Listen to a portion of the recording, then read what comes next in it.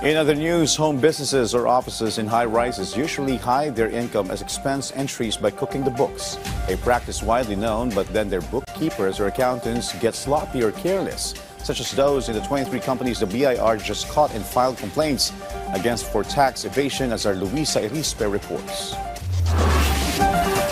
The Bureau of Internal Revenue, or BIR, filed complaints against companies and corporations allegedly involved in tax evasion. These companies are believed to use fake or ghost receipts to remit lesser amounts of taxes. And this is pursuant to our program na Run After Fake Transactions dahil malaki ang nawawalang revenue sa ating gobyerno sa mga nandaraya ng buwis sa pamamagitan ng paggamit ng mga ghost receipts. BIR filed tax evasion cases against 23 corporations, 56 corporate officers, and 17 public accountants. These companies are in the industry of construction, marketing, food, electronics, entertainment, manufacturing, and retail. In total, the government lost about 1.4 billion pesos as this scheme has been going on for about 20 years. The corporations will face penalties if proven guilty. Yung kailangan nilang bayaran yung buwis na hindi nila binayaran dyan, that's the first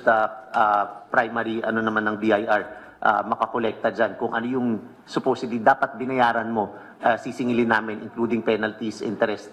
At pangalawa dyan, of course, dahil kasong kriminal ito, pagka napatunayan yan na talagang may liability sila at na-convict sila, may pagkakakulong yan, posibleng pagkakakulong pag na-convict sila ng korte. According to the DOJ, they will create a strong case against the respondents with the pieces of evidence attached by the BIR to the complaint. We will be undergoing the normal case build-up to ascertain that there is sufficient documentary evidence and other supporting documents to build a strong case against all of these individuals, respondents in this case. Luisa Erispe from the National TV for a new and better Philippines.